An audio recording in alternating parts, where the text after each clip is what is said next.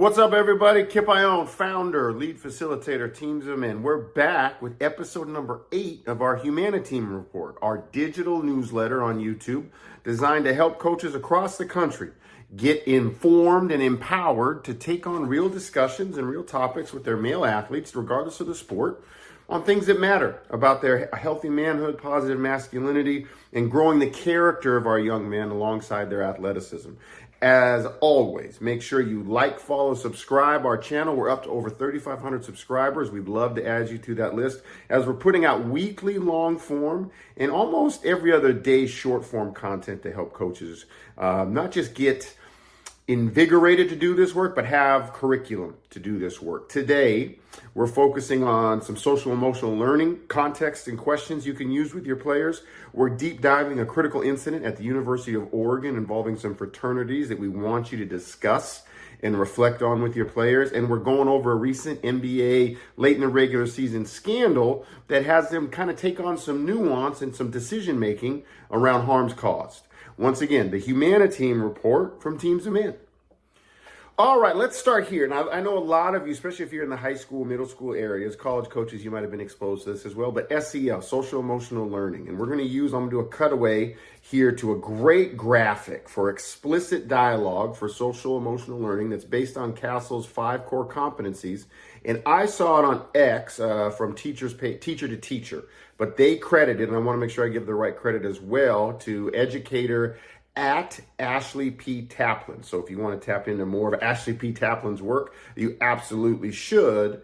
As we go through this, I think it's vital in this framing for you, and feel free to screenshot this graphic so you can see it. But first up, like self-awareness. Check-ins are a fantastic tool to help to start develop self-awareness. Before practice, ask your players to share their energy levels. We're doing this check-in, guys, in a way for you and me to be aware of your energy levels before I rage off the handle that we don't got the vibe or we don't got the juice. Let's know that in advance. So as a coach, you can pivot in your practice plan to more energy-giving activities depending on the mood of your players. Next, as you can see in the graphic, we got self-management. Setting goals is crucial for athletes. We all know this, embrace it. Encourage them to set personal targets for each practice. When you set a goal based on today's target, we can work together on self-management to achieve it.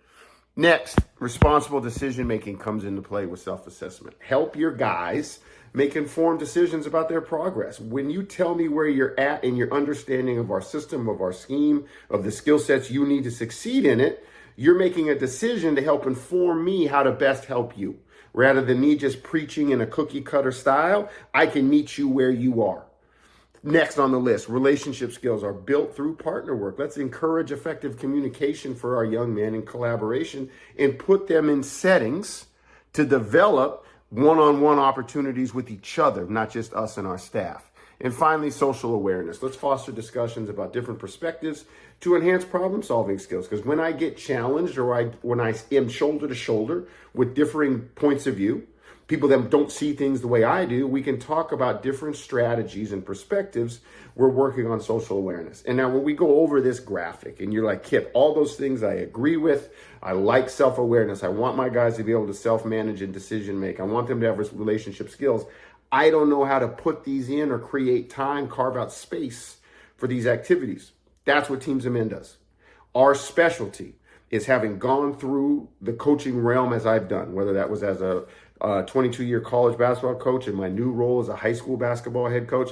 I rolled out and created lesson plans, curriculum, practice plans around making sure we embrace a TeamsOfMen framework in those sessions. That's what we do. That's what our members get from us. That's what you get from us by joining our team.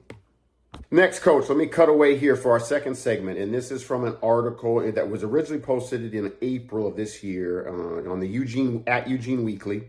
And it was written by Eliza Aronson, Eliza Aronson. And it's titled, it's titled F is for Failure. The U of O failed to warn students of drugging at fraternities. And the reason I want you to share this, talk about it, discuss it with your players and your staff is it frames that there were several female students at the University of Oregon were drugged at fraternity parties.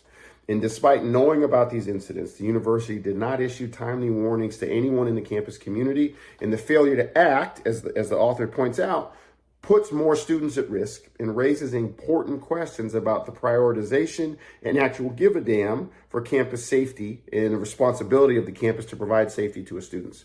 And here's how I would frame this with my players if I was in middle school, high school, college settings. You can adjust based on your knowledge of your guys. Okay, I'd start by sharing the article, send it in text, send it in, hand it in printouts if that's how your guys actually digest information, but they need to read it. You can expect them to read it and come the next day, or you can share it in the session, give them 5 minutes. It's about a 4-minute read, so they can handle it. Then after you're done, ask them, what do you guys think goes into young men actually making the decision to spike drinks and drug women at parties? I want you to really think about the context and motivations, and I don't want you to dismiss it as, oh, those dudes are crazy. I don't want us to stop there. I want us to go further. This is where you get into the man box discussion. This is where we can get into young men identifying sexual conquest as a way to prove their masculinity to each other, to prove they have value to themselves. All problematic. And unfortunately, women, the LGBTQ community often is the victim of us making these choices. Ask them, what do you think motivates people, guys, to not report? What would be motivations? What would be maybe fear, peer pressure, misunderstandings of consent? How do those play a role in people not reporting the dangers that could be happening at a fraternity that does this to people? And then I want you to take it broader and say, guys, how does this kind of a behavior affect the climate on any campus for women?